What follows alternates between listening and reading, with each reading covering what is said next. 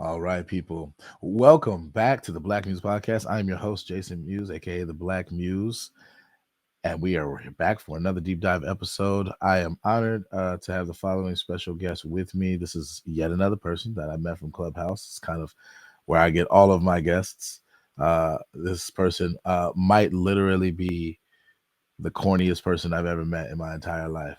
But she's a sweetheart and she's doing some big things. And I'm excited actually to broach the subject matter that we're going to talk about. This is the next iteration of my hate speech versus free speech series, but we're going to be honing in on a particular angle that I think a lot of people haven't touched on, and I definitely haven't touched on yet. So without further ado, I want to bring on my special guest for today, a woman by the name of Jasmine Orsted. How you doing, Jasmine? I'm good. I just can't believe that you introduced me by being corny when you are the corny person in the world, but okay. Oh, I'm corny. I'm the corny one. It's your If you show. say You can so. be whatever you want, whatever you say. On my show, I'm not corny. On my show, I'm hilarious. How you doing? I'm good. How are you? I'm doing good. I'm doing good. So give my audience a little bit of a background on how we know each other, please. So we met on Clubhouse, and I am an anti-bully advocate, and Jason was bullying me. So I have become his friend to hopefully mentor him away from those bullying actions of his tendencies. I never bullied you even once. I don't know what you're talking about, but it is an interesting subject matter to cover, though.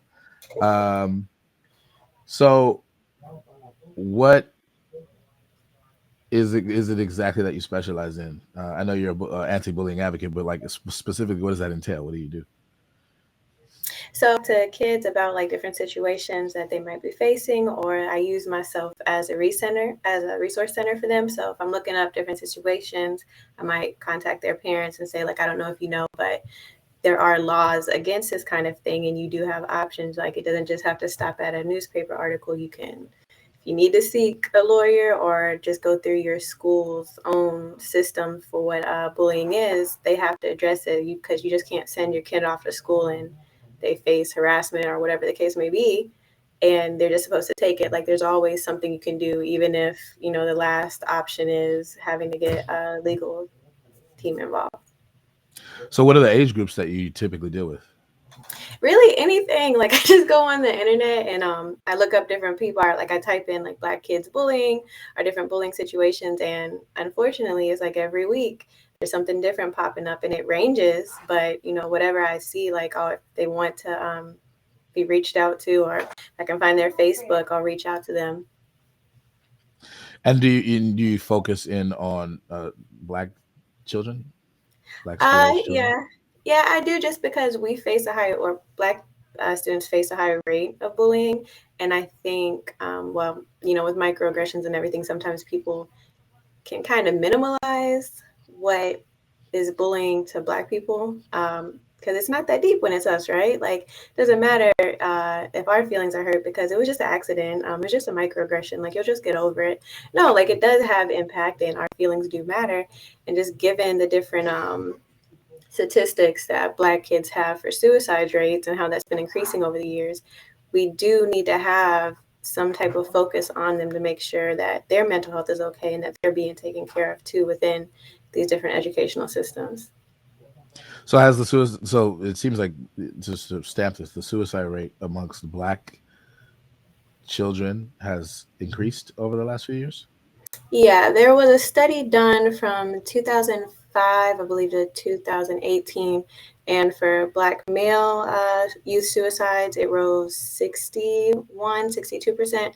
And for Black female adolescent suicides, it like 68% as well. And it's just like there's From nothing being done when to when? through the same time period. Let's say 2000 to 2000, well, no, 2001 to like 2000, no, 2006 to 2018. 2006. So 12 years. A 12-year span. It Yeah. rose 61%, Yeah. or thereabouts. Okay. So that's serious. So why do you think that more people generally aren't talking about it, and more people in our communities are not talking about these issues? Well, I think in general, we aren't talking about it because, Black people always get put on the back burner. It's not something that's going to get pushed to the forefront. And as like far as the community, I think that a lot of us were taught sticks and stones may break my bones, but words may never hurt me. And our mental health was also put in the back burner because this wasn't a conversation that we could really have. We weren't able to be in the position to say like, no, this hurts, or like, no, like this shouldn't be happening to me. So I think it was kind of a survival thing. But now that we're being able to address certain situations and expose things, we have to do something to try to prevent this to keep on going on and stop the rates from increasing. So, I mean, when I hear 61% increase in suicides, that seems to me to be a big deal. That seems to me like that should be the kind of thing that's all over the news. I mean, we had in the wake of the George Floyd protests, um, a lot of focus in on Black issues, and it seems like this is the kind of thing that maybe should have been included into the range of issues that Black people face. And so I'm wondering why more people aren't speaking out about this from within our community, and why there isn't more attention being put on this even after a lot of focus attention was to turn to Black issues in 2020. What do you think about that? I think that people don't typically look at bullying as a big deal as it is. I think that, again, like we just kind of say sticks and stones. So when it's words, or if it's not something that results like an immediate death, it's kind of like it's not that big a deal. Mm. Um, but it is. But like Black kids, I believe it's from ages 8 to 13, we're twice as likely to commit suicide than our white counterparts. And I think that's something that's not being talked about because we put the emphasis on the white kids being bullied, and we're not focused. Because if we have to address, all right, kids shouldn't be saying the N word, that's a form of bullying. If we have to address talking about hair texture, if we have to address all these different things, it just exposes things within society that people don't want to talk about. So it's easier just to sweep it under the rug. I think that's part of it too, just because of the systemic racism within educational systems that exist. So, do you think that the educational systems are systematically neglecting this issue? I do, and I think it's just because it's easier to minimalize it, but also people that are in positions of power, it wasn't recognized when they were a kid. So when you hear certain things, it's like, for example, the N word, right? It's really easy for older people to say, well, kids use it in rap songs a whole bunch now. So why should we really say, okay, this student said this to that student, they should be expelled or held accountable? Like, it's not that big a deal. Um, I think there's going to be a learning curve that has to happen for the administrators in the positions of power for these kind of things to change. Otherwise, it's just going to keep on going on and on. Well, do you think that what like it seems like there's going to be a complicated story to tell about what policies one could implement to deal with these kinds of things that are not too draconian and too nitpicky, because policing how students talk to each other can become intractable. It can become the kind of thing that's like more trouble than it's worth. And so Mm-hmm. there's got to be limitations in the range of things that you can even introduce at the policy level. And so I'm wondering if maybe some of that is why there haven't been very many solutions, because there's a certain extent to which you can't really over police what students do. Like you can manage behavior in various different ways, but there are limits, all right? Like students are going to do what they do to a certain extent. Students are going to say what they say to a certain extent. Um, they interact with each other outside of the school buildings, particularly with the internet, and that's where a lot of bullying takes place. So, like, how are schools supposed to address that? I feel like that kind of issue only really comes about when it is talking about Black students being bullied, just for the fact that if it was any other race and any other slur, like we would immediately be like, okay, no, this isn't all right. Something's gonna happen. You gotta go to alternative school or whatever the case may be. But I think that we do kind of have to do that just because there is the internet now. Um, and just because it's not the same as like when we were growing up, like once you left school, typically, you got to get away. Now because the internet, everything is is 24/7 and it is nonstop. So I think, it'll be like definitely labor, but something has to be done. I know as far as like the free speech and everything that I don't want to say originally, but the big case that kind of modeled like what students can or can't do was this case. Like, there was a cheerleader. She didn't make some, like, it was something with the cheer team, and she got mad and she said, "F the school, F the cheer team, etc." Right? So then she wasn't allowed to be on the cheer team for a year. So then that's how it got introduced. Well, this was her free speech, and we can't, impose upon that. But in real life, if this was an adult and I said, F wherever I work at, there's going to be something that follows that. So, like, yeah, kids have a certain amount of free speech, but also we need to treat them as little mini adults that you can't just go out and do this in the real world because there's going to be some form of consequence. Fair enough. So I understand that you're writing a book. I am writing a book. What are you writing a book about? So it is going to be a memoir, but it's going to be in a series of essays, and I'm going to be relating my own personal experience with bullying. It was racial bullying that happened at a college campus, relating it to other stories throughout different grade levels of Black students that have been bullied, and comparing it to different overarching themes such as like disciplinary discrepancies, and just different things that kind of impacts Black kids when it comes to bullying, and reporting it and trying to see some form of justice from it. Well, I mean, I look forward to possibly reading it. Do you have any idea when it might be available so I can tell my we can tell our audience? I'm hoping 2024. Everything goes smoothly, perfectly. I'm hoping 2024. 2024. All right. Jasmine Orsted's writing a book about the issue of bullying in the Black community. I think it's something that people need to hear about, and I'm honored to have you on my podcast to talk about it.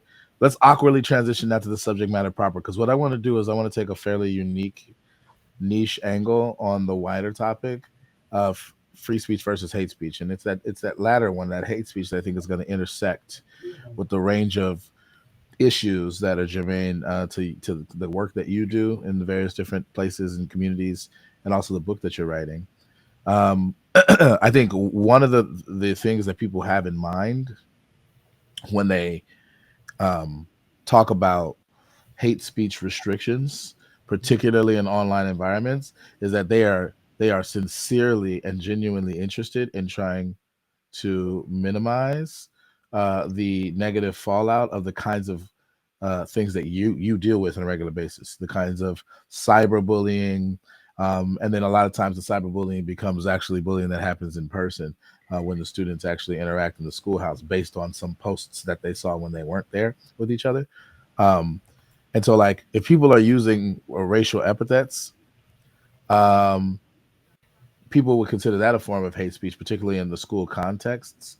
But the cyberbullying thing actually extends beyond school. You have grown ass adults who are acting in many ways like school children in their willingness to troll, to say things that deliberately piss people off, to denigrate them based on immutable characteristics, etc. And it seems like moderation policies in places like Twitter and Facebook, to whatever extent that they exist at all, are designed to minimize or prevent that kind of thing.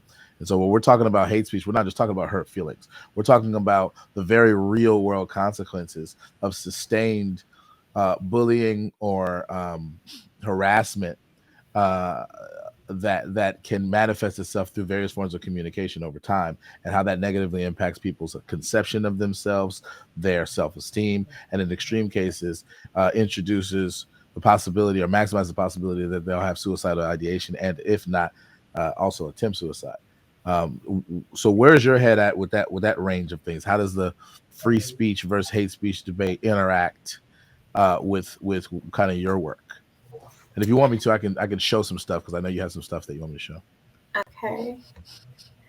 So I kind of like want to slow walk it to like where I want to end up at. But so this would be one article that kind of shows that gray line of like, should we hold kids accountable, or is it more so free speech? that should be protected regardless what is being said. And so this is, I don't, is it being shown? Yep. Okay, so I'll just like scroll through pretty fast. But so this was in Connecticut, and there was a kid who took a picture of his black classmate, put it on Snapchat, had a racial slur and racist comments, and they actually did end up arresting the kid for everything that happened. Um, Where was this? Obviously, This is the United States. yes, this was in Connecticut. Okay. This was 2021, surprisingly. But so I guess I can highlight it. But the Yeah. ACLU wanted to, essentially protect this kid because they're like, even if the viewpoint is offensive, even if it's deplorable, we don't want the government making the call on what's okay to say and think and what is not. But we have limitations on that right. I feel like there shouldn't be, when it comes to that kind of action, I don't feel as though it should be any question, right? Because what about that other kid's mental health? What about that kid's picture being taken without their, against their will? And now you're putting these kind of things out there about this kid. And how am I supposed to feel about myself now, right? You've saying, how social media works. It could go viral. And so now what is there to do? And that's just not fair to me. And I feel like that is the kind of viewpoint that shouldn't be protected. Like, yes, you can say what you want to say as long as that speech does not affect another person. And I guess that would be hard to do, or another person's identity. But I also feel like something like that shouldn't even be questioned. Well, bless you. No, I coughed. That I didn't sneeze, but thank you though. So I'm actually curious about the details of the case because I do think that the details are going to really enable us to really drive the point home on the hate speech side. So what were the ethnic backgrounds of the students in question? So it was a white student and And which student was, in some sense, the victim, and for lack of a better term, and which student was the so in some sense the perpetrator in terms of the relevant quote unquote hate speech? so a white student took a picture of the black student and then posted their picture on Snapchat. And there was another case that I wanted to reference too, actually, in your Oh, wait, state. can we? Okay. Okay, okay. I was gonna do one at a time, but no, go ahead and do both, and then we'll recap both. Okay. So the California school district, they ended up again upholding the discipline of two high school students. And this kind of plays into what you said earlier about off-campus actions. Like, should that be not necessarily fair play, but how do you really hold somebody accountable? So these kids made an off-campus Instagram with racist imagery and comments targeting their black classmates. Vicious posts targeted at specific individuals, insulting images and words. And okay, we can talk about that after the fact. But so one of the students also used the N word, posted other images, not about specific students, that referenced Ku Klux lynchings of African Americans. So, So what were the racial backgrounds of the students in question, and who was the victim, and who was the perpetrator in this case? so the one that made the account was a white student, but what kind of got muddled was should the and I have my opinion, but I feel like that would be even a harder thing to try to get past. The students that were following it and liking it, those were like different backgrounds. Okay, so there was a student that created what a parody account of Well, yeah, they made another an student. Instagram, and this is another issue that was like part of the case is it was private.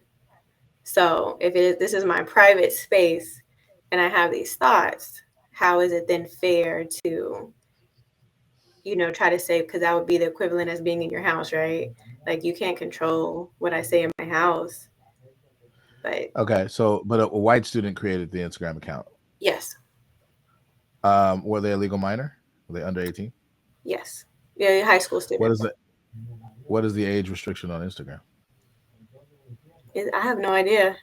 I know I made one at 16, 17, so I think a lot of teenagers have them, but I'm actually curious what the age limits of Instagram are. We could probably look that up in a second. That might be relevant.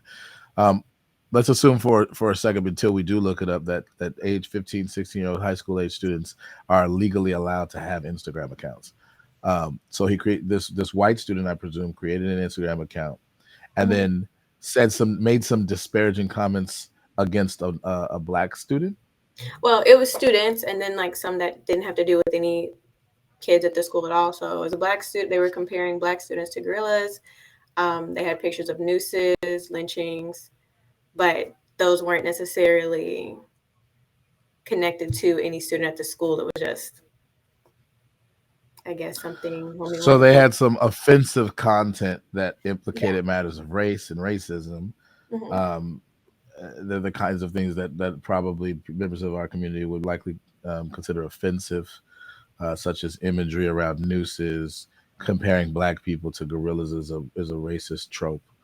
Right. Um, and so this offensive content on a private account, in some sense, was found out, and it Mhm. implicated several black students. And so there is a little bit of a controversy around how to handle the situation, because it implicates matters of free speech versus hate speech. Do I have that right? Right. And if it's a private Instagram, should that also change things? And because it was off campus. So if these are That your it officers, occurred off campus, you're not and posting. it was also vague based on the description, and maybe we can give more detail from reading this article. It's whether or not the offensive content was targeting anyone in particular, or if it was just generally disparaging in terms of groups. Right. Was it targeting any particular black students, or was it just like for example, when the comparison to gorillas, did it have like an actual student's photo next to a gorilla, Right. and So in that I sense could be couldn't, considered I'm not targeting? sure. Go ahead. I'm not sure like if they said Jimmy, whoever, and then had a picture, or if there was a side by side Or or superimpose somebody's head onto a gorilla's body or something right. like that. Yeah. So I think those details are going to color a little bit of how we evaluate this, and in the absence of those details, I want to reserve judgment to a certain extent. But overall, big picture, I think we have a general grasp of the issue, um, because you have occasions where people are privately expressing and outside of really the domain of schools, racially offensive content or racist content, that disparage either groups of people broadly or specific students that they know from school specifically. In this case, in the first case, it seemed like it was more of a one-on-one thing. There was a particular white student who made some disparaging comments about a particular black student, and so that one, it seems to be more clearly an instance of targeting a particular person, for the purposes of disparaging them based on immutable characteristics. And so these are the kinds of candidates for what is called hate speech. Um, and so, what I think is going to make this discussion really interesting is evaluating the real world instances and trying to take a step back and go, oh, so that's what people have in mind. They're not just talking about hurt feelings; they're talking about the detriments that come, the very real detriments that come with these kinds of cases. If a person is enduring being targeted based on immutable characteristics in all of the ways that memes can encompass that kind of expression of ideas over sustained periods of time in ways that are essentially public, meaning all of their friends or all of the people that they interact with can see it and join in on the joke that they are the butts of. That actually does have the ability to do real damage to the psyches of young teenagers, particularly women who are especially susceptible, from what little I know about the literature, to this kind of thing. But also, we don't want to underestimate the fact that our young boys also are susceptible to it, despite our cultural expectations that they quote unquote toughen up and man up, right? So I want to acknowledge that there are going to be broad distinctions by gender or sex in these trends, but there's still an issue regardless. What do you say to that? Am I off base or? No, I think you're completely. I just feel like even if it's not necessarily targeted at one student, and I don't know how you can say, I don't know what kind of limit you can actually like try to place, and I know that would be hard, but there has to be something done that even if there were no specific pictures of another Black student, right? And even if like it just alluded, that's still going to be harmful. And it's still, I feel like the power of speech and the power of getting your thoughts out there is underestimated a lot. But once you kind Mhm. of put thoughts out there, oh, somebody else can see, you know what, like I wasn't that radical, but let me give this a follow, let me join in. And I feel like that's how you build communities that make things worse, that you might not that you might not otherwise have had to deal with. So I think when there is like one student spearheading this and then it starts growing, that's why we have to get ahead of this now, because it's just going to get worse and worse the more technology, Twitter, TikTok, all these different things. There has to be something done to protect Black kids. And that's what I'm saying, like, even if he did just have pictures of, and just, but if he just had pictures of lynchings and nooses that didn't have any other student specifically in it, something has to be done to is harmful, and it could definitely escalate. I don't know how we would do that other than just saying don't put stuff like this out there. um, but something has to be done, because I think situations like that only are going to build, and it's only just going to be a horrible outcome from that. Okay, I'm gonna temporarily take off the stop the sharing, but if we need to refer to it, let me know and I'll put it bring it back up. So let me go in before I start doing my devil's advocate thing. Let me really try to zero in on in the most concrete way possible what we're talking about. Let's try as best we can to explicitly describe the nature of the harms that we have in mind when it comes to hate speech, right? So like we had two relatively anecdotal cases, and I think that they're very, very helpful in helping us kind of break down like what exactly is at issue with cases like this that we can multiply over millions of kids all over the country, right? Like Mm-hmm. if a person is the butt of this kind of expression of reprehensible ideas, let's say, or this kind of denigration at their expense based on things that they can't control, based on their race, based on their gender, based on their or maybe sexual orientation, etc. Repeatedly, and amongst their social circles, people are basically joining in on it or laughing at their expense. This is very likely, particularly if they're young, if they're school age children, to have negative impacts on their conception of themselves, their self esteem, their ability to socialize and play well with others, um, and this is going to implicate notions of trauma in the long term, right? If the injury is repeated over and over and over and over and over again, then the trauma is going to be cultivated and probably maximized. And in extreme cases, we're talking about kids who become so dejected and their conceptions of themselves are so low, or self-esteem is so low, that they may actually entertain suicide in the extreme cases, right? And so when we opened up talking about how the suicide rates from, I think you said 2006 to 2018 Yeah. increased in around 61% for black boys and black girls, or I forget the age ranges you gave me, but young black people. Mm-hmm. Um, right, so this is all connected, right? Because like part of what's contributing to those rising trends is the maximization of this kind of cyberbullying, because people students are interacting outside of the purview of the adults that could in some sense step in and prevent it. And there's actually not even like there's actually an interesting history to the extent that schools have failed to do that even when it's in person. But there's been a lot of anti-bullying policies that have been implemented in educational systems all over the country nowadays to try to minimize that kind of thing happening at school in person, but it can still happen online, and the damage can still be done remotely. And the thing So this with is that is it doesn't stop. Like, and you know, it's yeah, not bad, it's but incessant. Yeah. And so and the ability to have accessibility to your peers outside of school so conveniently because you all share social mediated spaces, and the virality factor that can launch these ideas into a public domain that's like beyond the even the circles of people that you interact with in person. um makes it worse. I think it Mhm. maximizes the damage that can be done. So what we're really the nature of the harm is around that. What I just tried to describe is like you have people who can access you, who can denigrate you based on immutable characteristics that you can't control. That has all kind of social implications for whether or not your friends actually like you, or whether they think of you as less than them in various different ways, to various different degrees. They can have access to you endlessly, even outside of the schoolhouse, so you're not safe.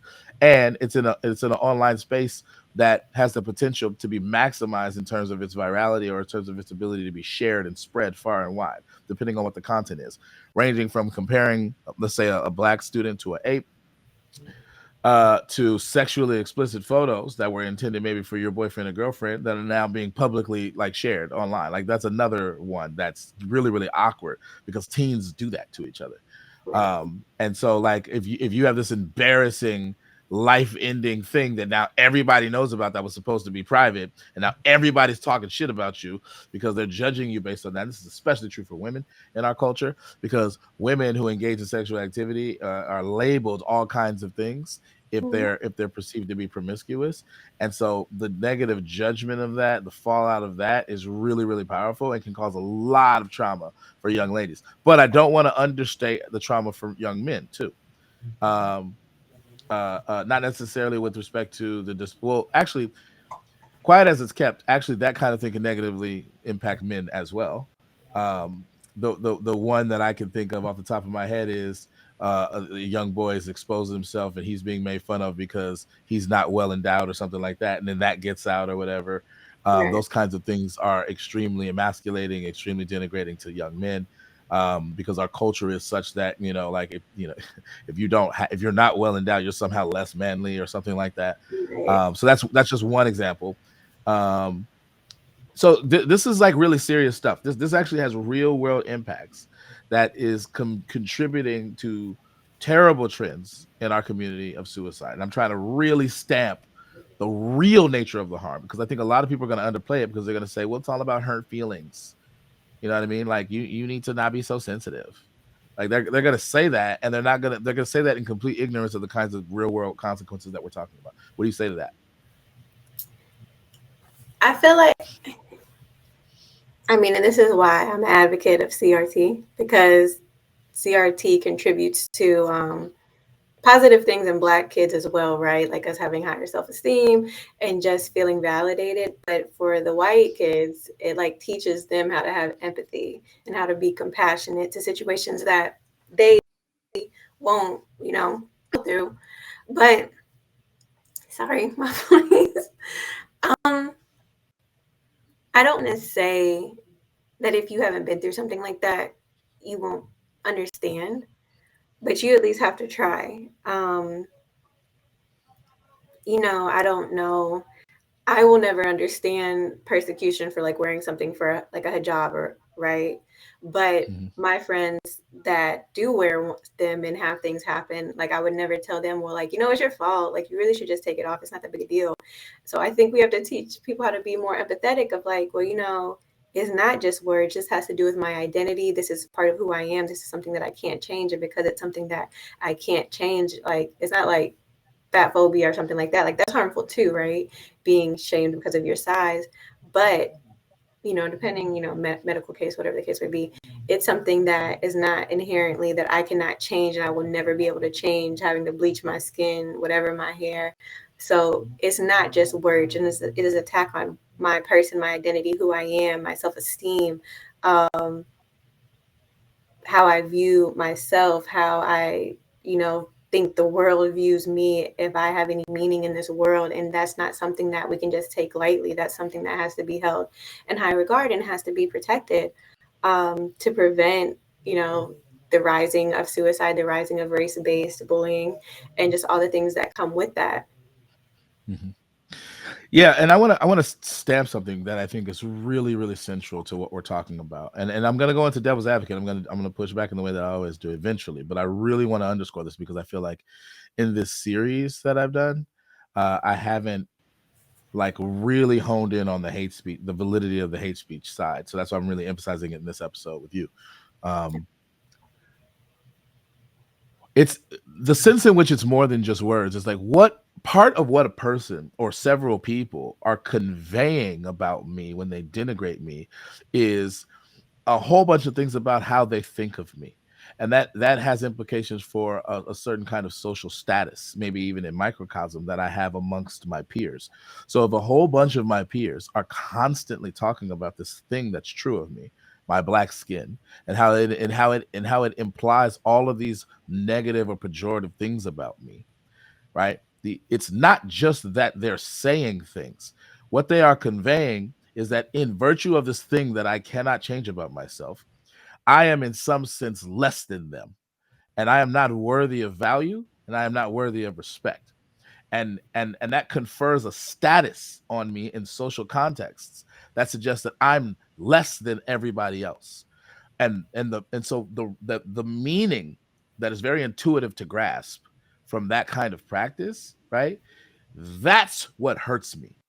It's the fact that I am regarded as less than in a group of my peers for something that I can't change about myself, or something that's arbitrary and it doesn't really reflect my character at all.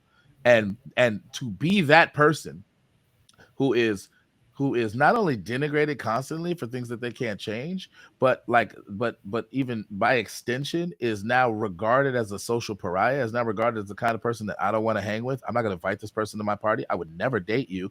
Like all of those social implications, the ostracization of that is what hurts me. That's what causes the trauma. It's not the mere fact that you used the bad words. It's what you conveyed in the usage of the words, right? And I think that nuance matters. And I'm getting preachy. I'm sorry, but that nuance matters because for people who argue the other side of sticks and stones, they're just words. They can't hurt you. It's like you're not fully appreciating what people do with words, how people use words to convey certain kinds of social statuses on people in certain social contexts. That's the thing we want to emphasize when it comes to hate speech. The reason why we're interested in hate speech is because that kind of denigration goes beyond hurt feelings. Now we're talking about regarding and treating people as if they're less than us and ostracizing them in various ways. What do you think about that?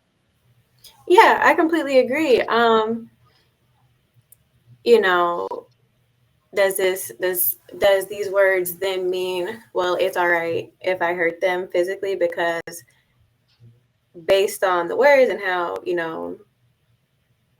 we've been referring to them, they're not really human, right? They're like subhuman. So it doesn't really matter if I continue to harass them while they're walking down the halls, if I call them out of their name, if I throw things at them, if I jump them, like it doesn't really matter. And that's what I'm saying. Like I really do feel like what is done online has like a huge impact, because kids start rationalizing things in their head of like, well, this is really okay. And that's dangerous, because when you start feeling that, well, A, I can say this, well, then that means B, I really can't feel this way. That means C, okay, well, it's all right if I hurt you. That's what I kind of think it starts progressing.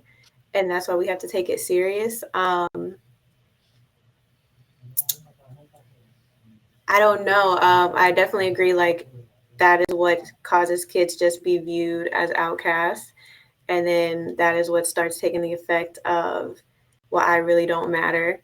And I don't want to say what was used on those posts, but I mean just viewing your way you're viewing yourself in an animalistic way of like, I am not a part of this group, and for nothing other than my skin, and that's something that I can't change, and that just leaves you down this road of depression, because there's nothing you can do about that. And even if you could, that's a form of self-hatred that's now being fed into. Mm-hmm. And I went there was So a hmm? before we get into the next thing that you want to share, I just want to and this might be a little controversial, so I got to choose my words carefully. Like the words that people have in mind as exemplars of hate speech, one of the reasons why they are the kinds of things that people want to ban or prevent people from using is because what you can potentially convey about a person when you call them those labels.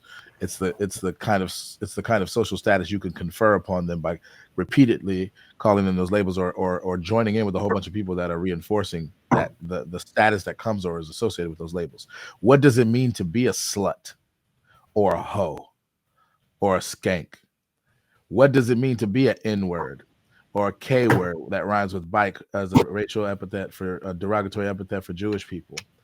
What does it mean to be an F word that rhymes with the word bag as a pejorative epithet for a gay person? Like, what does it mean to be all of those things, right? Right. And like the denigration that is conveyed upon people in social context. The fact that that's how you think of me, that I'm the kind of person that you can not only call those terms, but treat me as such, that you would ostracize yourself. You would not want to hang out with me. You would not want to like invite me to the parties. You would want to separate yourself from me, but in virtue of these things that may or may not even really be true, right? In virtue of things I can't change about myself or things that I don't think that I should have to change about myself.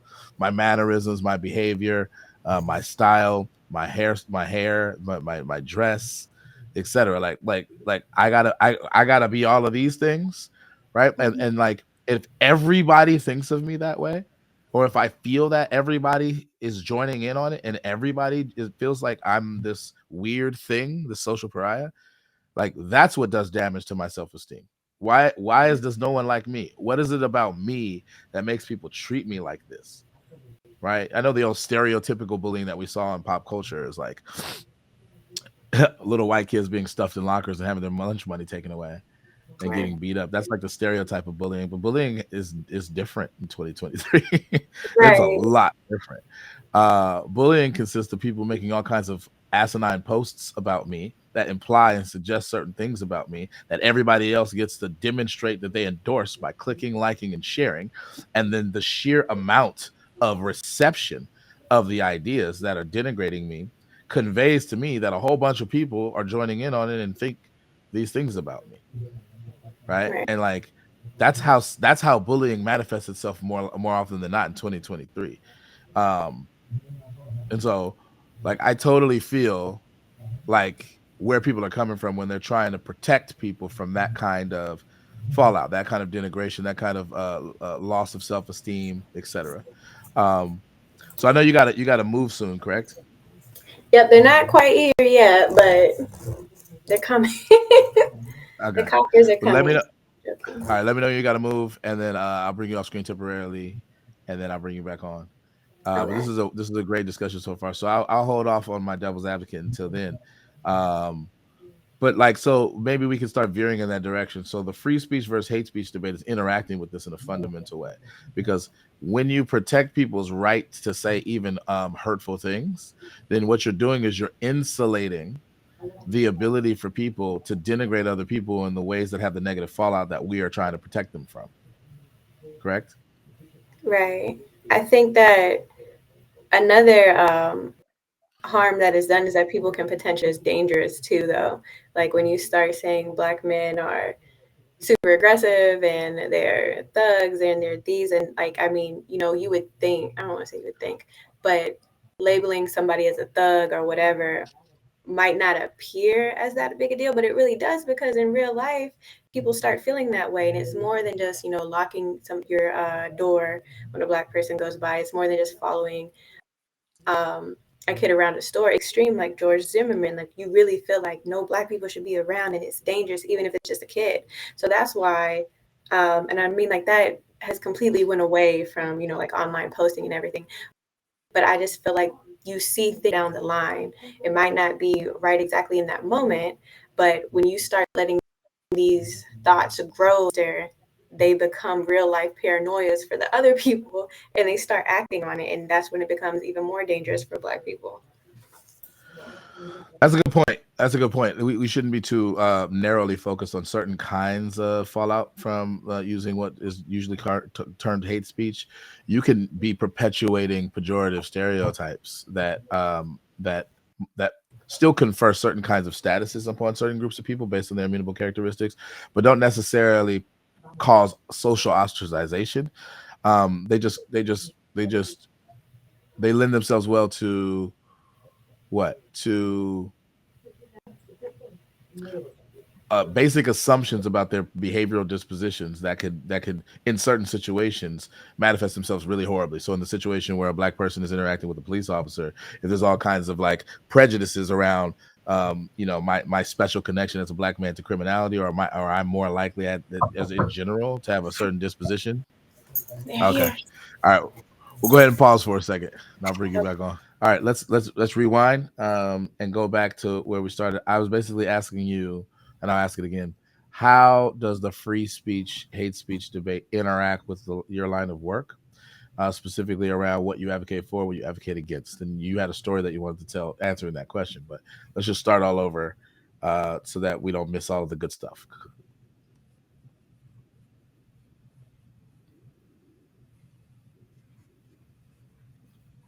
Okay. Um, so the way that it interacts is because it gives kids the right, um, or gives them the right, and since they know they have this right, is that they abuse it to cause harm to students. Because if I have the right to say I think that this group of people are dangerous, are stupid, are ignorant, are, all these things under the sun, are animalistic in nature, um, and nothing is going to be done to me, that only, I feel like, makes them go further and further. But also it hurts kids because there's nothing that's being done to them. And, I don't advocate for physical violence, but that's what happens sometimes, is that kids get so fed up that then they end up fighting back because nothing is being done to protect them from the mental anguish. So, but because you had an anecdotal story that I actually thought was a really good illustration of what you're talking about, and I would love for you to go back into it if you wouldn't with the Oh, with okay. the Sorry about with the thing. So there was a guy that went to the same university at the same time that I did, Bowie State University, and he was on another college's campus visiting friends. And there was a white student at that college campus that came up to him, and he told him to get out of his way, like to get into the car that the black student was getting to. And it was an Uber. And when it's an Uber, you just can't take somebody's ride, but whatever. So the black guy said no, and he stabbed him. The white student ended up stabbing the black student, and he killed him, right? So then when it gets to court, it is found that the white student has like been a part of groups on Facebook that has like KKK kind of agenda, white supremacy. And so now it's protected.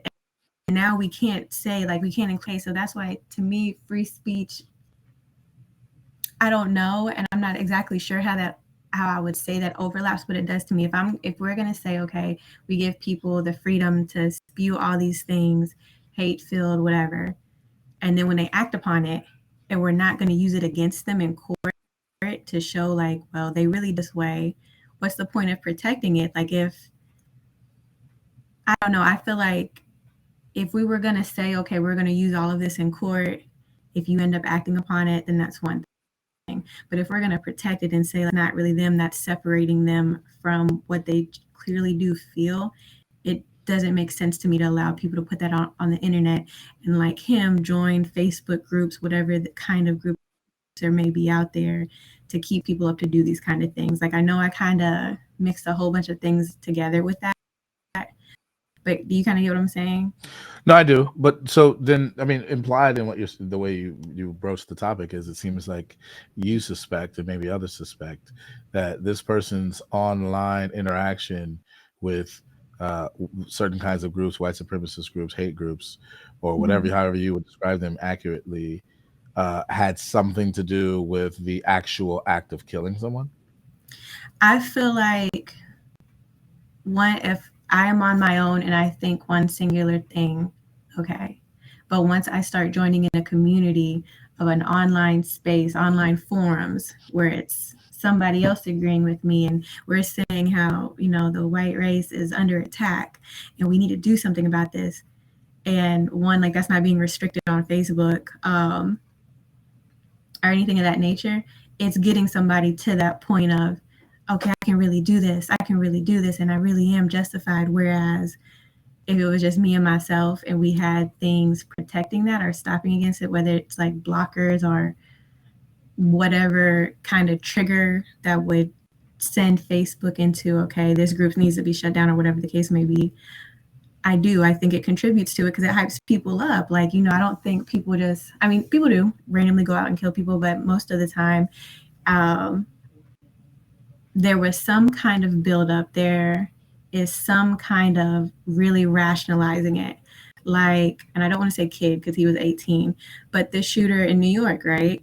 Like, he had been building upon this. He had a community behind him. He had a whole however many page on why the white race and laying a platform for people to copy him.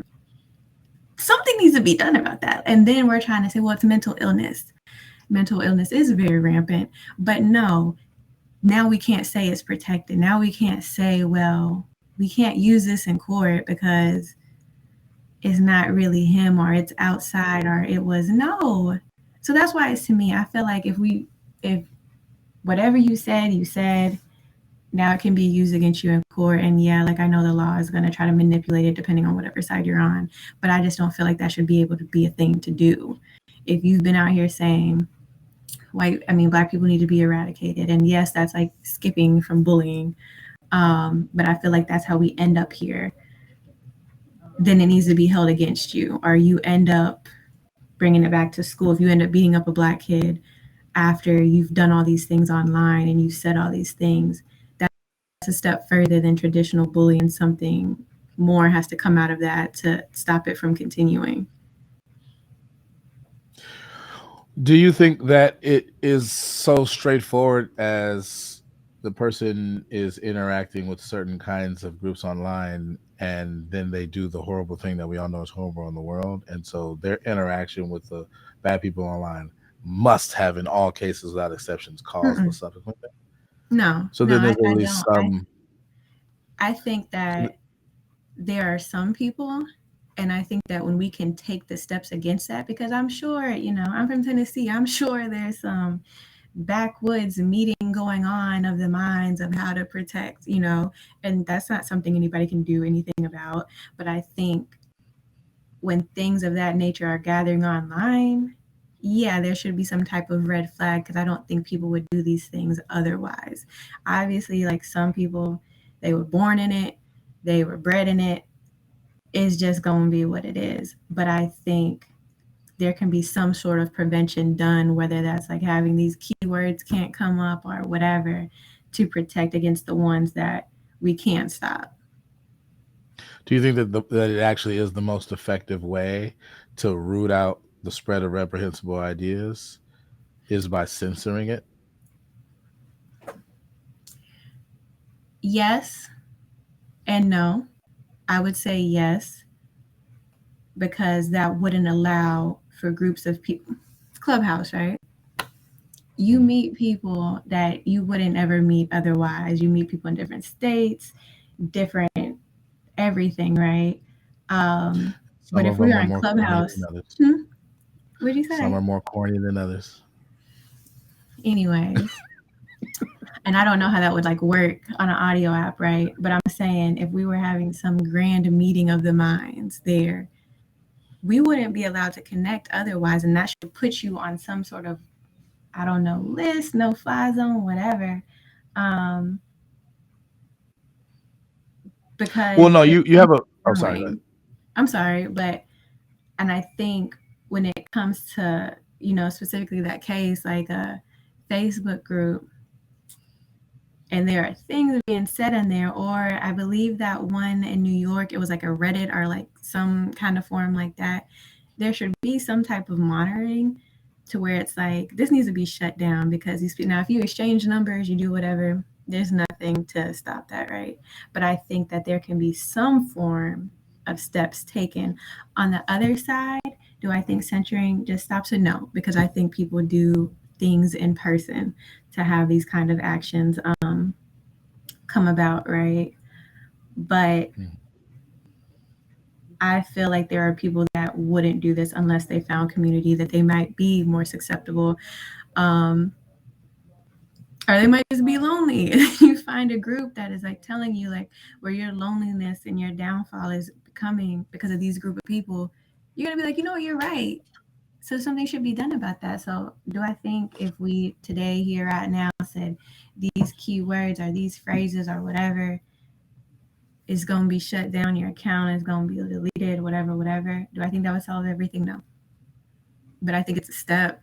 I think if we're not going to track people that say certain things, then just completely censoring it is better than allowing it to keep growing and growing and growing. Like, what are the things that we are going to police versus the things we're not going to police? I think that would be a really hard discussion to have. I think harming groups of people, eradicating different things like that. I think those would be like keywords, but then we know people would start using different words, right? They'd make up slang. So it would be a very hard thing to do. I don't know a lot about technology, as this has demonstrated. But I just think something, I think even if people start finding a different way to do things, there would still have to have, we just have to keep the system, we just have to keep adjusting to protect people. Well, is the goal to reform the people with the reprehensible ideas, or is the goal to keep the people with the reprehensible ideas from spreading their ideas? So, you know, I would like to think we live in a world where people can be reformed, and through the power of love and kindness, their hearts will be changed. Vast majority, that's not going to happen, but I think we can stop them from spreading, and it would be hard, but I think it is the spreading of ideas that causes groups to form and ideas to fester, and then people start acting upon that. Um, Obviously, I don't know the psyche of that kid that did what he did in New York, but he was only 18, 19.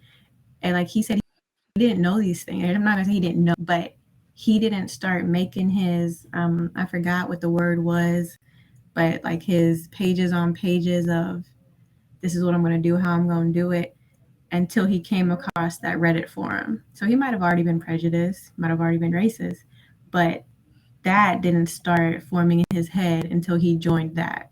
So I'm saying, like, yeah, that's one person, but those were like 30 people or so. I'm 30 people impacted, shot, or whatever, like whatever it was. It's still lives that could have been had. Maybe that forum, when they saw whatever keyword eradicating Black people, would have been shut down. Maybe it never would have formed years before homie even got on there. That's how I think about it. What is it that makes an idea reprehensible in the first place?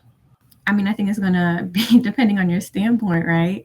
I think, to me, might be different from the next Black person or to a white person or whatever. I would like to think I understand the basic human respect for any race. But I would think causing harm, I know as far as stereotypes, like, again, like I already said, like Black men being like just aggressive beyond their control, or case may be. I think things like that. Now, when you start getting to the nitty gritty of like, well, I don't want to say nitty gritty, but when you start getting to like what people might think tic tac, Did you say even TikTok? that, I said tic tac, but I'm trying to think of something that's just like, well, that's not really that big a deal, right? But it could be.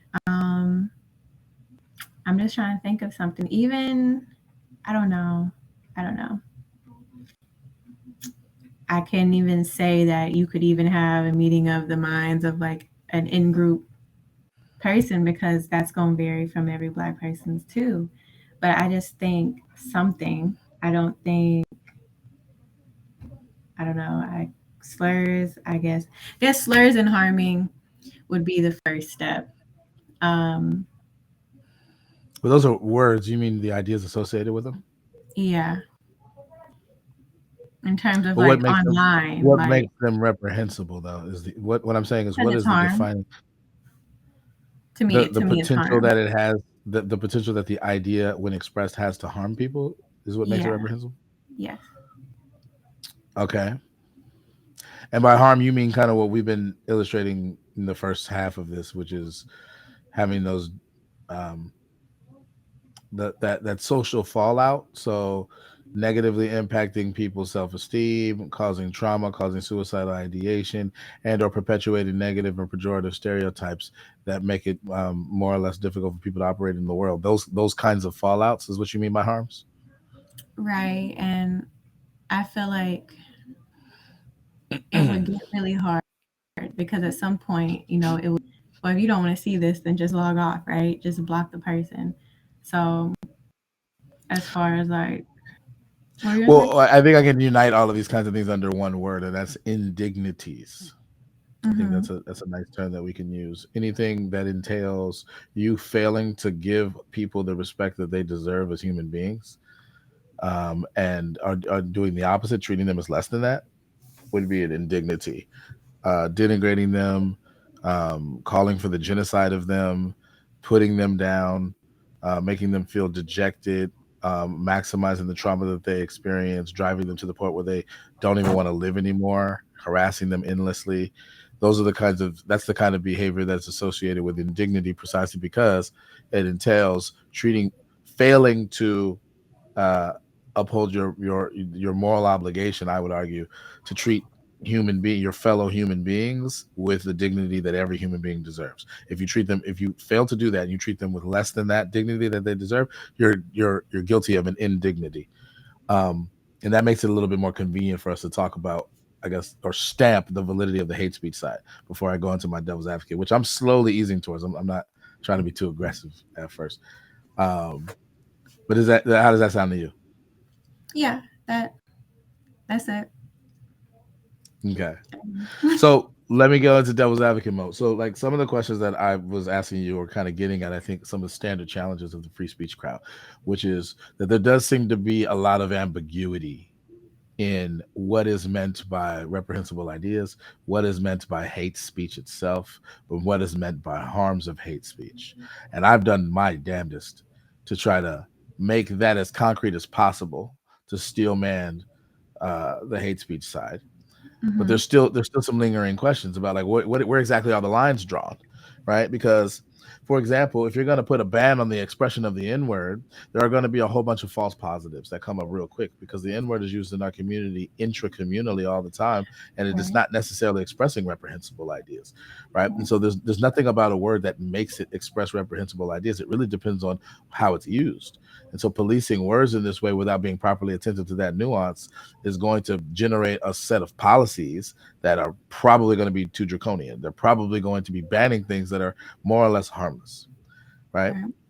Mm-hmm. So that's one challenge, and the challenge like makes takes advantage of an insight about the complexity of language use, and how you can use words that in certain contexts can be used to express reprehensible ideas, but you can use them in ways that aren't doing that. Language allows us to do that. So if I say, "Hey man, you my nigga," like, I'm not expressing a denigrative thing. In Right. fact, I'm quite the opposite. I'm expressing that we have a kind of kinship that makes you one of the people that I'm the closest to. And expressed between black men. I mean, you're laughing, but I'm being serious. That's how I know people you're talk. being serious, and that's why it's like you done made it sound poetic. That's why. No, that's the nuance of language that I think a lot of the people who are very seriously concerned with hate speech and hate speech issues, Mm-hmm. that's where they fail. They miss that. And so they think that it's as simple as you can't say this list of no words. But it's like, but even with respect to those words, you may not even mean anything bad. That's Mm-hmm. possible. There's no such thing as a word that's inherently bad. Like, you can Mm-hmm. repurpose terms, and in fact, the use of the N word is an instantiation of of that very thing. Like, the idea that many members of our community actually share, which is that we have effectively reclaimed that word that has a very abhorrent history, where it used to be used exclusively to denigrate us and mark us as having a certain kind of second class, less than human status.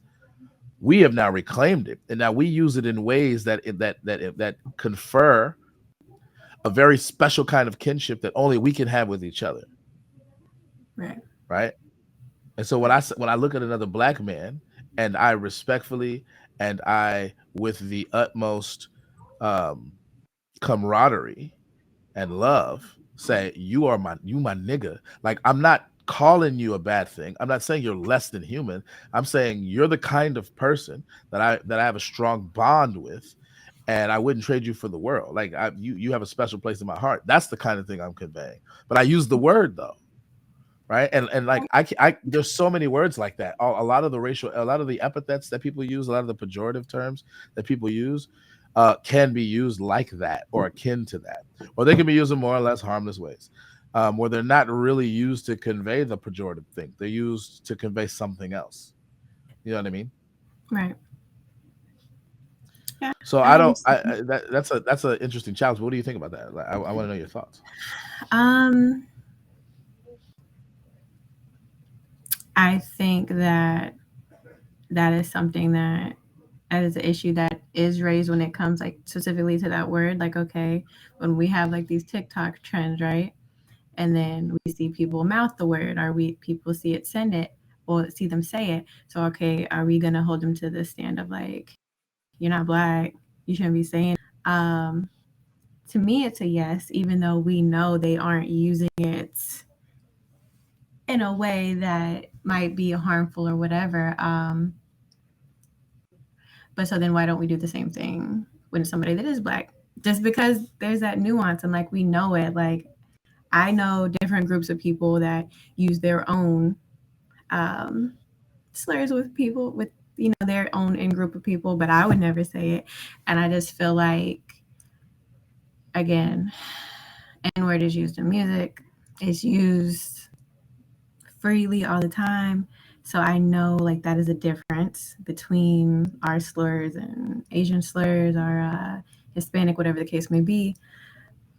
But I guess I just still want that respect of like if we know in a school setting, educational setting, if that was said in any form, there's going to have some type of punishment that comes with that. And we're going to know that we won't just say these are just kids being kids and it's not that deep, especially if it is a kid that is offended by it. I feel like I So kind of that answered brings me it. to another. No. You did. I love your answer. It's an honest answer, and it's a natural one, and it actually gives me the leads me to the following question, which is another kind of standard challenge from the free speech crowd. Is there's also a certain amount of complexity to offensiveness or taking offense to things, Mm-hmm. um, because people can take offense to something that wasn't intended to be offensive, You right? know, And so there's an um, intention part, but then people can also take offense to things that really aren't offensive, but in virtue of their misapprehension of what was expressed, they're mhm, taking offense to what they perceive to have been expressed rather than what actually was expressed, mhm. right? It's right. So Um, like if you misunderstand someone and in virtue of that get offended based on something that's not even really it didn't even really happen the way you thought it did, like, but you're right. mad because you perceived it, like that's so there's a perception piece that forms a kind of gap between Mhm, how people react to things and what people say, and those nuances actually create a kind of controversy when it comes to the mere fact that somebody took offense to something doesn't even necessarily mean that something bad was expressed. yeah, I think it's kind of funny that like that is something that you're mentioning because like that's something that happened in my lawsuit, right? Or that well that the other side was taking that stance and like the school officials too.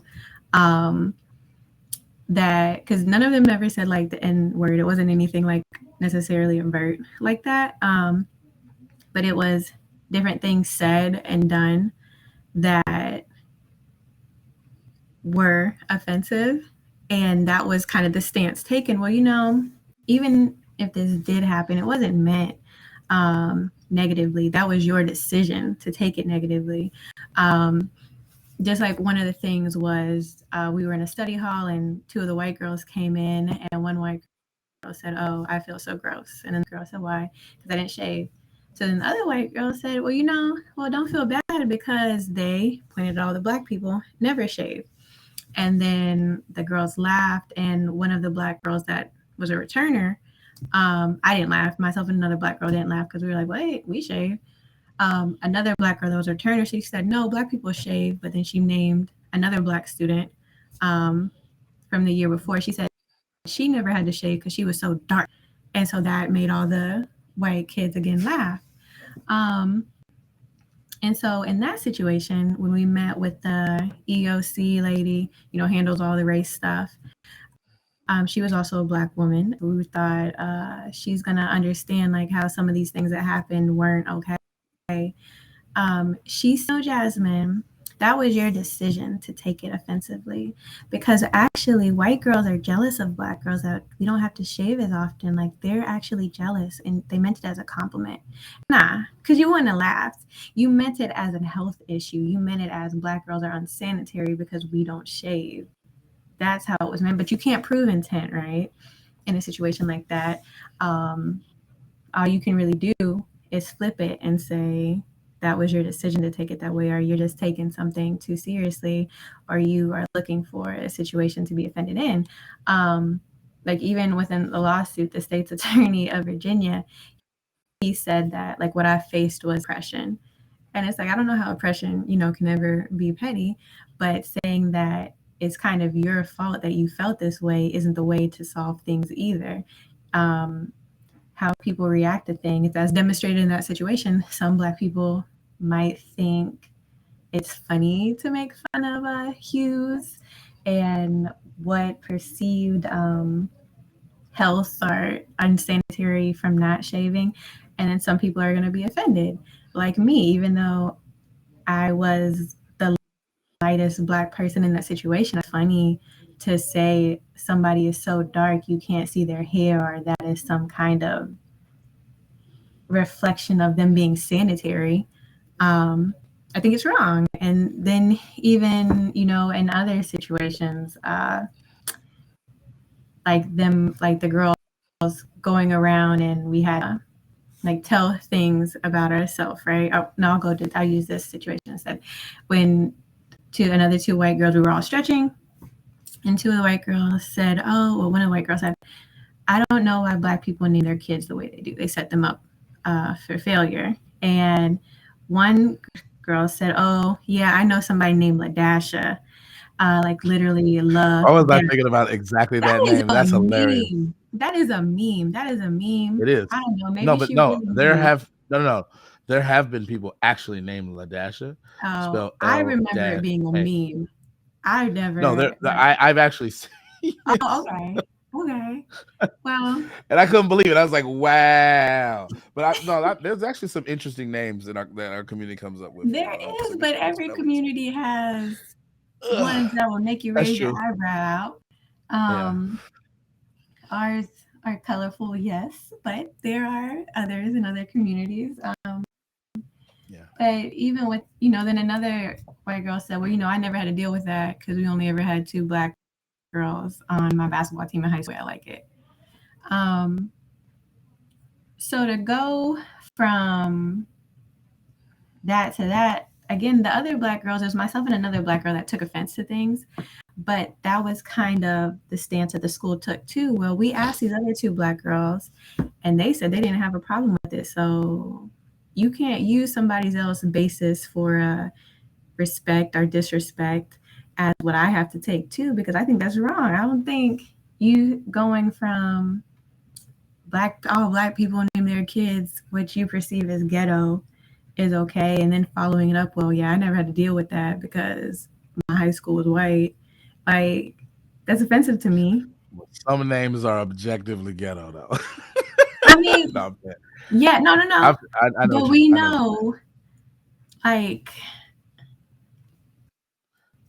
I mean, I know side they have some, you know, questionable names, but Some interesting, especially the country ones, first of all, the like black side is like the country, like so like like Bubba. No, I'm saying, okay, but that's country white love. people, country white people. No, Oh, I'm just saying it's that there's some interesting names, and that's just one example I came up with. right, It's not the only one I can come up with. right, Um, but yeah, we do have some, and we play around with it intra communally. There's some names that right. we consider stereotypically ghetto. I mean, Shanae too, right? Like that would be another one. Yeah, I Um, mean, but Shanae became a caricature of a certain kind of ghetto woman, I right. guess. And that's why she is a great emblematic of that kind of archetype, let's say.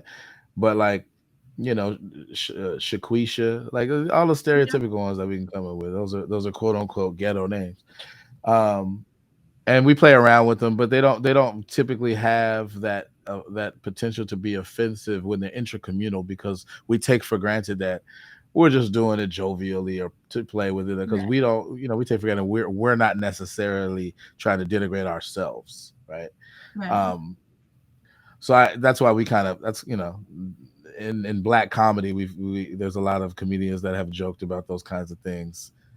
Uh, and then I've seen some videos back when Vine was a thing. There's like, they had this whole thing where they were just going through lists of ghetto names, and I remember Obama Nisha was one. That shit cracked me up. It was Obama Nisha. Oh, that was the funniest. That was so hilarious. You gotta find that Vine. Latifah, Shaniqua, Latoya, LaQuisha, LaKeisha, Latonya, Rohandra, Bonquisha, Shatanya, Tapromenation, LaQuishria, Bonifa, Shataniana, Lavandia, Bufana Quishria, LaQuishaniqua, Bobisha, Monique, Abduiniana, Belandra, Keisha, Bonquiqui, belong to Lamana Manisha, Shanae, Tay Tay, Daquande, Latrice, Daedra, Tramecia, Delanice, Kalika Tifria Niqua, Shalandra, Shaquanda, Ella Patisha, LaQuacia, Girl,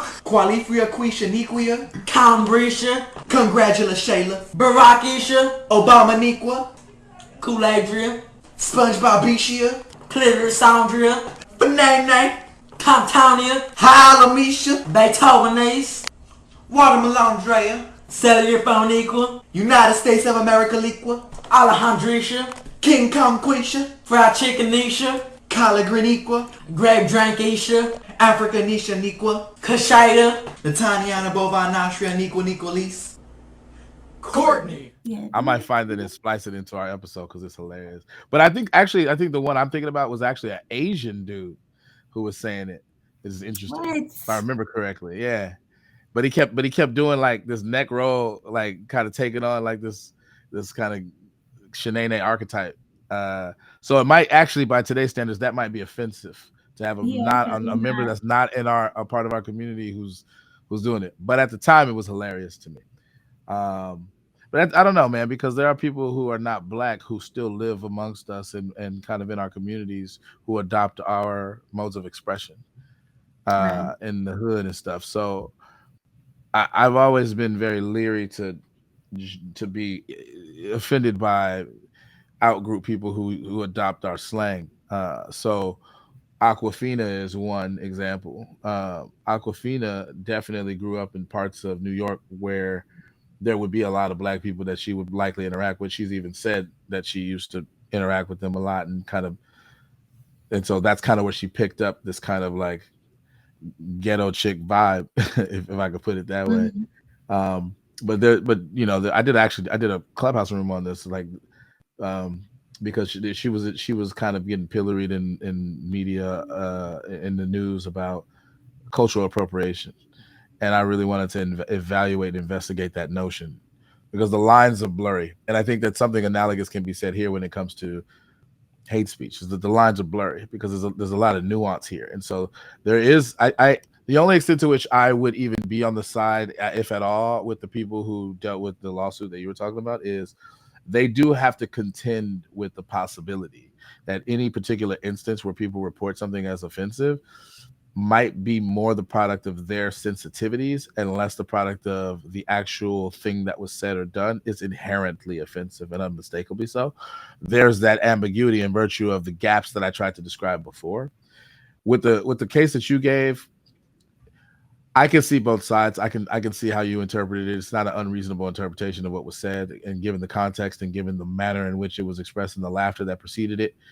But like you said, you can't prove intent, and that gap makes it frustrating if you feel like you've correctly interpreted what they meant to convey, and then they're just hiding behind the ambiguity to save their own ass.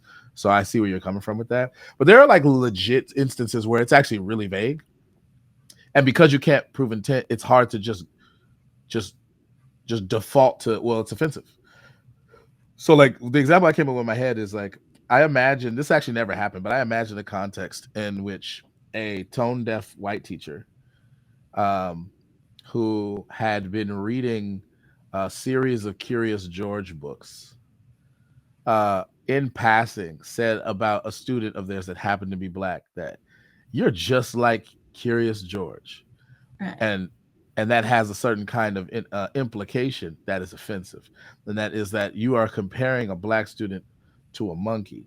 And if Right. you're comparing a black student to a monkey and people pick up on the fact that you did that in a very subtle way, like people could be genuinely offended by that. But if what the white teacher in question meant to convey by that was something innocent, like you're curious, like this character that we have been reading about, and the only reason I reference that character that happens to be a monkey is because I knew you would be familiar with that character because we've been reading these books. Like all of that intent is not explicit. And if that's what their intent was and that's all they meant to convey, then like that's just an unfortunate situation for that white teacher, because especially now, Because right? of the history of it Like and everything. yeah, because they weren't trying to do that. And what they were trying to say was actually rather innocent. And there was other ways they could have expressed it where it would have been clear, right? But to what extent did they fail in expressing what they expressed the way that they did? Did they fail to take into account how that could have been mistaken or misinterpreted enough? And should they be punished for that? And to what extent should they be punished for that exactly? And if the child in question wasn't really offended, and the child in question actually understood what they were trying to convey, which is that you're curious, and the child was, like is that still bad because the child's a child and they wouldn't know to be offended? Like, there's all these nuances and questions we could ask, but it's like legit, like a question. Like I don't know how to settle that debate, right? And like we can't prove that the teacher's intent. So the teacher could have this really sophisticated explanation of what they really meant to convey. And oh, I would never do that. I love all of my students, or whatever they would say. And it's like, well, yeah, but like still, like people are very sensitive about the association between black people and monkeys. Like they're really fucking sensitive to it. So like, to a certain extent, the way that certain people think, it doesn't really matter what your intention was. It's the fact that there was a potential to interpret it that way that we're pissed off about. And so now we're coming for blood. And like, I don't tend to agree with people like that. I think that that's not properly attentive to the nuance of language. But at the same time, to the point you made, that means that if you take a stance that's similar to what I just expressed, then you open up the possibility of people subtly implying things that are offensive, but in ways where there's plausible deniability, and now you can't prove intent, so therefore you got to deal with it, right? So like that's the controversy, and I don't really know how to settle that debate, but that's like an interesting facet of what we're talking about here. I feel like if it's like once, and I don't want to make like that blanket statement, but like in the situation you just gave, like I could really see that being plausible. Like if somebody has no idea the connection, which I think would speak to why we need to teach more about being aware of different communities. Well, I guess just the history of different communities and like why certain things shouldn't be said or related to. I could see that. However, that's what makes it hard, because then anybody can say, eyes wide and innocent, I really had no idea and I just meant this, or like I really am jealous, like that was an admiring you, not the way to insult you. And because there's this big huge gray area, it makes it hard to think that there are certain things. And I know like we weren't talking about like the N-word or anything now, but certain things that should be kind of red flags, or how we say, okay, like this just can't be your speech, because like like I said, like those girls said, well, it was expressed that they didn't want to have more than 2 black girls on the team at the college at University of Mary Washington, right? And then you go to the coach and you say, well, we don't want Jasmine to try out because we don't. Okay, so now you met your 2-person quota. You said it's been going around. There's never going to be more than 2 of us. So that's showing like you really do have some sort of issue. And this wasn't something that was expressed like on the internet or anything. It happened in passing in conversation. But something like that, if we say, okay, don't say it, you're still, I don't know. I still think it kind of empowers kids in a sense, if you know you can say certain things. I know a teacher type situation, but yeah, I'm sorry. I went off for a bit. No, it's fine. We're having a conversation. Do you know what yik yak is? So, do I know what? Yik yak is? No. So it works like an anonymous Twitter.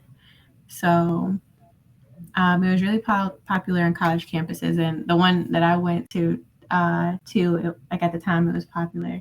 But even on that, right? And nothing is ever truly anonymous on the internet.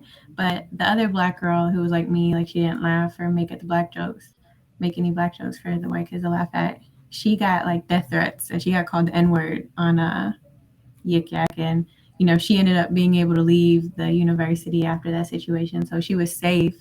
But that whole situation like really wasn't taken seriously to me because there was no police investigation done after she reported it to the school. It was all kind of just like swept under the rug.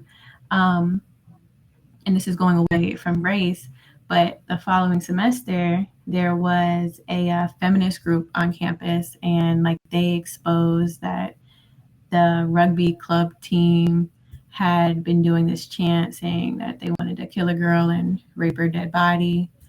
So the girls went to the school didn't do anything about it other than like, okay, we're going to have some sensitivity. And so the girls released it to the press. Once the press got a hold of it, they ended up getting rid of the rugby club. And so those girls got over, I believe it was 600 or 800 death threats on that same platform that I said the other black girl got the death threats. And the school wasn't doing anything about it. The same EOC lady that I met with told them, oh, hey, I have an issue, even though it's happening on our campus. You have to take that up with the app. And so the president of the feminist club ended up being murdered by a former rugby player. Now, keep in mind, this was somebody that also lived with her. If they lived on campus, it was a group of people. But even in that situation, and maybe that's why I feel the way I feel like if we took internet things more serious and we saw death threats like this, maybe he was one of the people putting out there, they need to have insert the blank happen to them. Maybe he was one of those people. Maybe had the police or whoever looked into it deeper, you would have been able to find out, and she would be alive right now. So I don't know. Maybe that's why I feel that this way, because I feel like you can stop people potentially, or whoever else was egging on, causing harm to them, and then to the other girl, the other black girl. And like I said, nothing like physically ever happened to the other black girl, but just, What? I think you can stop it. What percentage of internet death threats or threats of violence do you think are actually acted upon? I would say it's probably a very low percentage, but I have like no idea. I might even say 1%. I have no idea. But I think any death that can be prevented should. Well, ideally, I think most people would agree. You don't want you don't want avoidable deaths to take place. They're avoidable, but like it becomes an intractable issue to police because of the sheer low volume or percentage of total cases that actually end up having people act on them, and you don't know which is which. They're all mixed in. So like what policy solution would there be for that kind of thing? You could ban all threats of violence and police them in real draconian ways.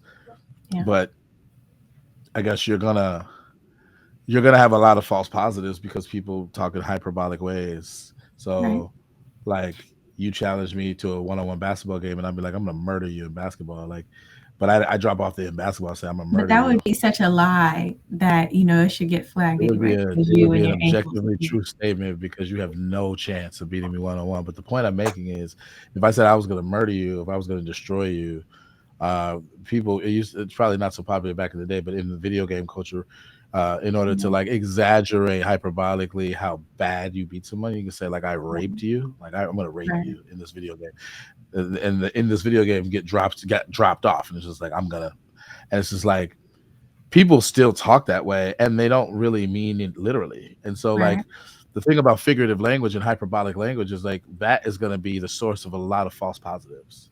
Mhm.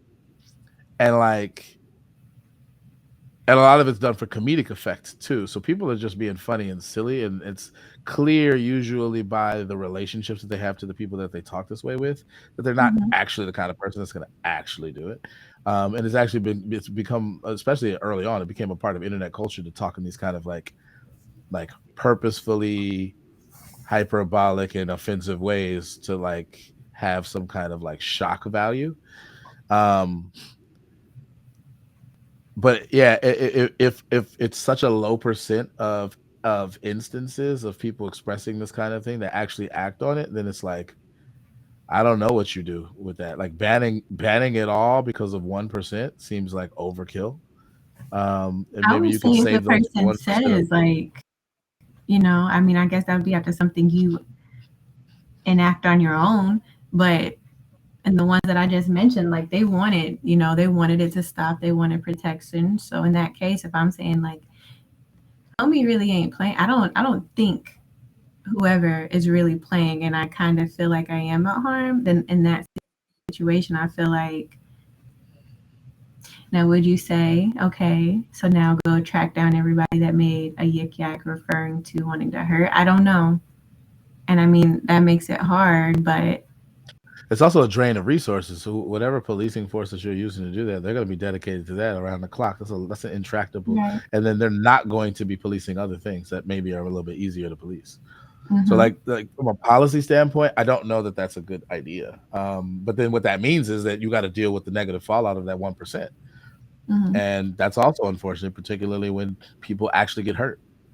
Right. Right. So it's like it's just really really tough. But um, I think the main pushback, and I've been very non-aggressive about it because I do want to not lose sight of the validity on the hate speech side. I think that with the free the most steel man kind of retort from the free speech side is really gonna be taking into account all of these practical problems with instituting any kind of policies that are designed to police these things and Mm-hmm. correctly identify actual instances of hate speech and disambiguate them or differentiate them from false positives. And it's like really, really difficult to do that consistently because of the complexity of language and because we don't know what people's intentions behind their words are all the time. And especially in an online environment where the culture of online expression is often hyperbolic and is often vulgar for the sake of being vulgar or for comedic effect or shock value, and offensive for that reason too, for those reasons too. And not for the sake of actually explicitly expressing, I declare that I'm going to murder you tomorrow at 5. Like most people, most people don't talk that way when they have those kinds of malevolent intentions, right? Right. Or at least they very rarely do. So like I don't know, like it's really just a conundrum. Um, I don't know how to solve these problems, but I do recognize that the kinds of problems that the hate speech crowd have in mind are very serious ones, and I think that downplaying the seriousness of those is what a lot of people on the free speech side do. It's not helpful. We need to recognize the issues. So that's kind of where I am with it. But yeah, and then also the last thing is like, who exactly is supposed to police this? Because once the government starts doing it, then you have a whole bunch of like legal free speech issues that are like intractable. Right. If you're gonna have like Twitter or private entities do it, and the government isn't at any shape or form going to influence, particularly in the context of censoring politicians, who gets censored and who doesn't, that's also an issue, and that's what the Twitter files are all about.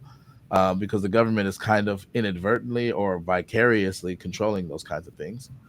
Um, But if private platforms are going to be able to do it, then there's still going to be issues of fairness. Like private platforms get to have more latitude for that kind of thing, but if they're only doing it in one ideological direction, that still implicates notions of fairness, even though it's not necessarily illegal. Right. Right. So if you had a platform hypothetically that was really, really draconian when it came to what black people can say, right?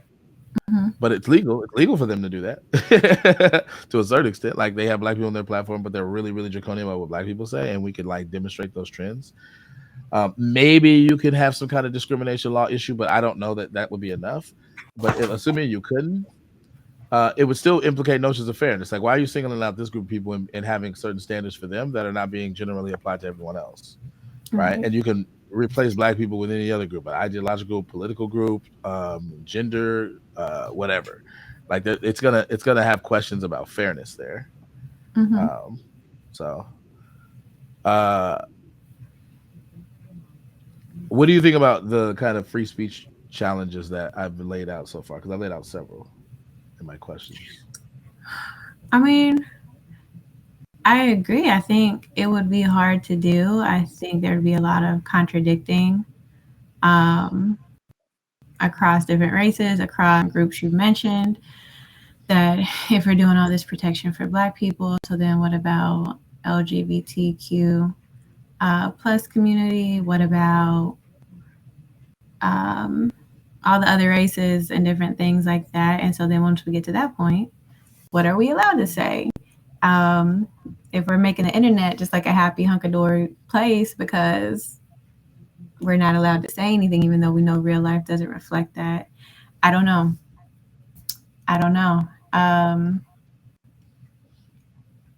Is that the answer? I think we could even like realistically get to that kind of answer anytime soon.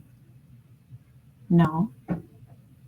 But I just still think it's up. I don't know how to like actually put it in practice. And again, like it would, because people are going to adapt. That's the hard thing. Even if you said, okay, can't say N word. Okay. Well, then ninjas are, like there's so many, the ninja emoji has become like the new thing to mean that. Like there's so many different things. And then how do you prove like, okay, well, this is offensive and this should be.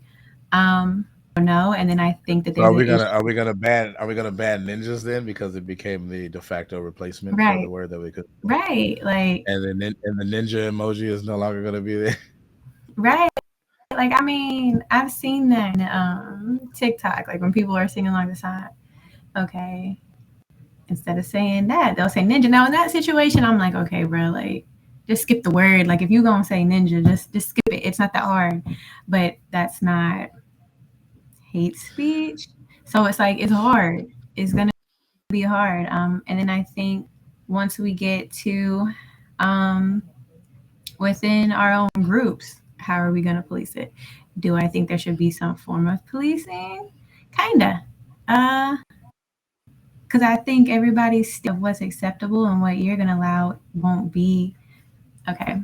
There was this other situation, and I don't remember the state, but it was some kids. It was started by he was half Brazilian and half Black. He started this petition to bring slavery back, right?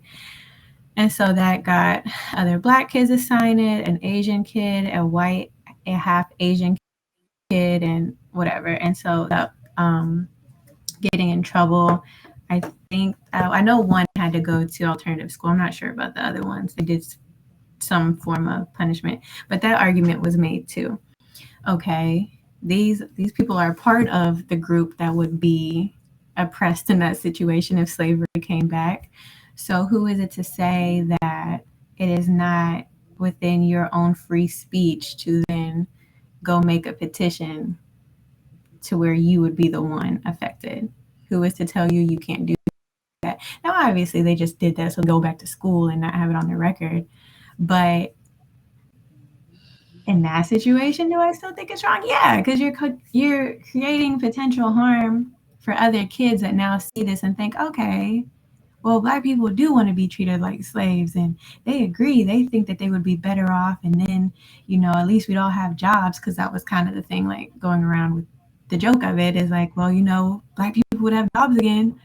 How do you do that? How do you tell somebody? Do you just say, okay, well, don't bring back slavery for all Black people, just bring back slavery for me? Then that would be free speech, right? But I don't know if you making a blanket statement that would harm your own group of people, how would you handle that? So I don't know. I think there's like a lot of things I think are wrong, and I think there should have an answer too. I just don't know exactly what that answer would look like. Mm-hmm. So fair enough. Have we settled the free speech versus hate speech debate once and for all? It was a step. It was a step in the direction. It was a step back. No, I'm just kidding. All right. Well, we're gonna go ahead and wrap it up because we're coming on the 2-hour mark. But before you go, I have 2 questions for you. On a scale of 1 to 10, 10 being very much so you enjoyed it, and 1 being not at all, how much did you enjoy being a guest on the Black Muse podcast? 20. That's hyperbolic. I don't like that. I want a real answer. A 10. And you didn't tell any jokes, so I appreciate that. What does a rabbit use? No. A hair dryer. It's too long. A hair dryer. Why you're so close? I'm gonna cut that off.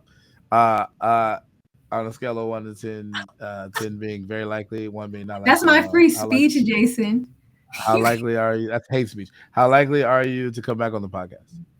10. If you let me tell a joke. I'm not letting you tell any jokes. So 0 then. All right. I appreciate you. Do you want to give any more information about your book? Do you know any more, or is it too early still? I mean, that's going to be something I kind of explore in the book too. How the free speech argument is weaponized against kids that are being bullied, specifically with race bullying, because we have the built-in excuses of, well, this was your decision to take it offensively. Oh, it was just a joke, or oh.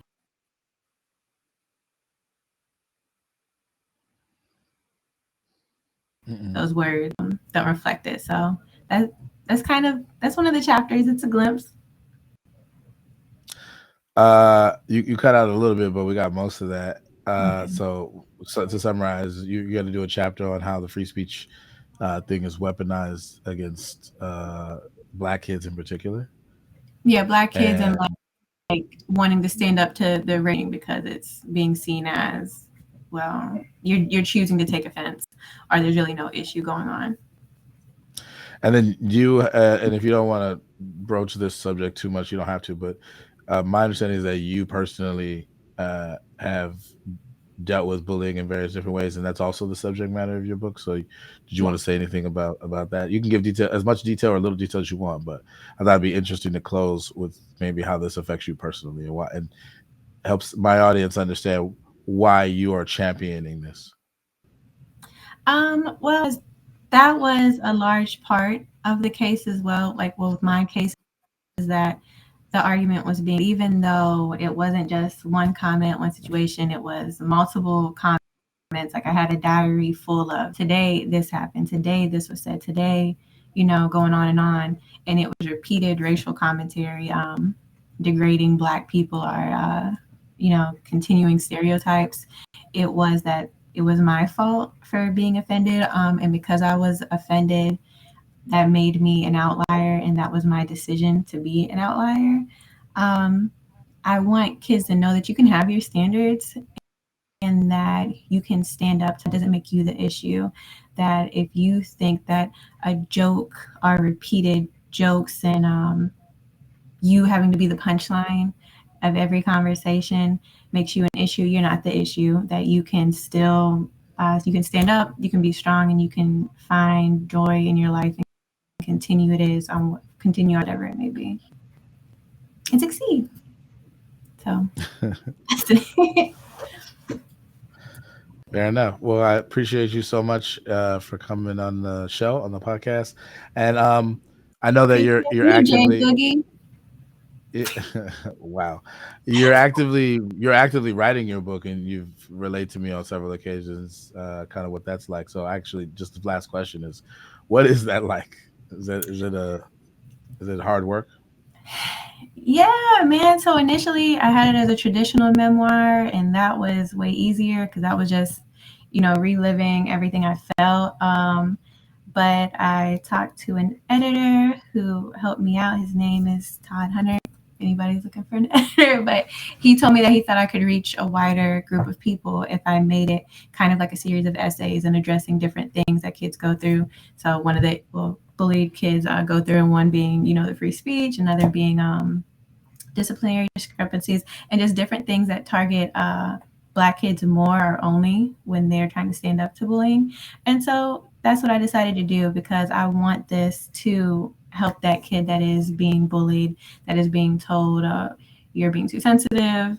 There's really no issue here. You need to go along to get along. And that's who I want to reach. So it's been a process more so trying to open it up and be more critical in finding specific policies to target and fix. Mhm. Okay. All right. Well, thank you again for coming on the podcast. Hopefully, we can get you back on, especially after your book comes out, so you can promo that. Can I tell jokes? No, you're not allowed to tell jokes ever, but you can read excerpts from your book. Are you gonna be on the cover? Are you gonna put yourself on the cover? I You should am. You want to know what the name is? of the book. The working name? Yeah. No, because what if you change it? I want it to be like new if you come back. I said working name, but I fine. know that's what I'm Yes, saying. it's gonna be a picture. I haven't decided if I'm gonna have like a basketball jersey on or not. I think I should because it's basketball centered, but we'll see. Okay, keep working on your jumper.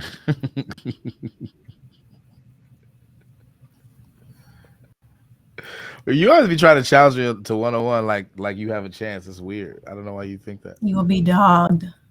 I'm not gonna hold back just because you're a woman because gender equality. Look, you don't want this work. I'm You not don't want afraid this to work. I'm not afraid to dunk on you either. All Get right, the braces ready. I don't need those. You better We're get gonna yours that's Yeah, that's how we're gonna have the next one. It's gonna be like in between in ready. between. We're gonna say footage of me destroy you, but it's not. I don't get anything out of that by beating you. It's like, yeah, whatever. A dude beat a woman, whatever. But if you beat me, then it's like, oh, Okay. it's the matriarchy. I'm done with you. Yep. All right, all right. I'm gonna bring you off. Hang back, and then I'm gonna end it. So don't go anywhere. All right. Ladies and gentlemen, that has been the latest episode of the Black Muse Podcast. I'm very, very happy about how that went. We really, really bolstered the case or the side of hate speech, but we did interact in a way, although I wasn't as aggressive as I could have been, with the hate speech, the free speech challenges to some of the hate speech positions. And I think ultimately we concluded that it's quite the conundrum, and we probably didn't settle it, but we made a step in the right direction. Um, but yeah, love the episode. Hope y'all enjoyed it. And until next time, peace.